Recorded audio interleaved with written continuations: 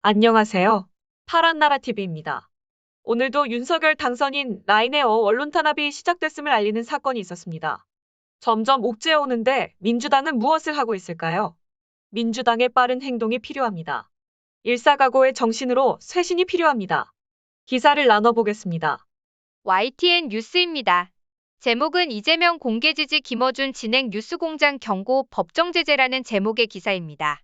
더불어민주당 이재명 전 대선 후보에 대한 지지를 드러낸 방송인 김어준 씨가 진행하는 TBS 라디오 김어준의 뉴스공장이 선거방송심의위원회의 법정 제재를 받았습니다. 20대 대선 선거방송심의위원회는 김어준의 뉴스공장이 특정 후보를 공개로 지지한 사람을 공식 선거운동 기간 시사방송 진행자로 출연시켜선 안 된다는 심의 규정을 위반했는지에 대해 TBS 측의 의견을 듣고 법정 제재인 경고를 의결했습니다.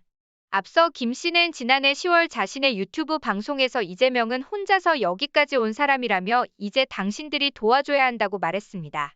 TBS 측은 논란이 제기된 뒤 김 씨의 출연 여부를 고심했으나 2020년 21대 총선 당시 선거방송심의위에서 비슷한 사안에 대해 문제가 없다고 판단한 사실을 기준으로 삼았다고 설명했지만 위원 다수는 김 씨 발언이 특정 후보를 지지한 것으로 심의 규정을 어겼다고 판단했습니다. 기사를 나눠봤습니다. 왜 TBS 라디오에게 제재를 걸어올까요? TV조선과 같은 윤석열 당선인 지지하는 친일 행위를 하고 있는 언론사들은 치우치는 기사를 내놔도 방송을 해도 전혀 제재받지 않습니다. 불공정하지 않습니까?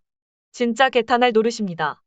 윤석열 당선인이 대선 홍보할 때 언론 탄압을 경고했던 일이 시작됐습니다. 먼저 수족을 자르려고 하고 있습니다.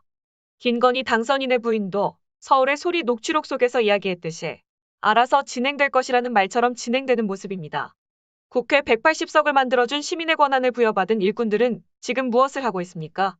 언제나 이런 일들이 자행될 때마다 우리는 느낍니다. 우리 시민들의 집단지성이 필요하고 개개인이 언론의 역할을 하며 등불을 들어야 한다는 것을 말입니다. 시민들, 국민들을 개돼지로 보는 국힘 친일당과의 전쟁에서 승리를 하기 위해서는 이재명 후보가 필요하며 당내 쇄신이 정말 필요합니다. 시급합니다. 우리들이 보여줍시다. 여러분들 제발 우리 이재명 후보 지지하는 언론이나 유튜버, 인플루언서 밀어줍시다. 알리는 스피커를 엄청나게 만듭시다. 커뮤니티는 물론 모든 곳에서도 지짐합시다.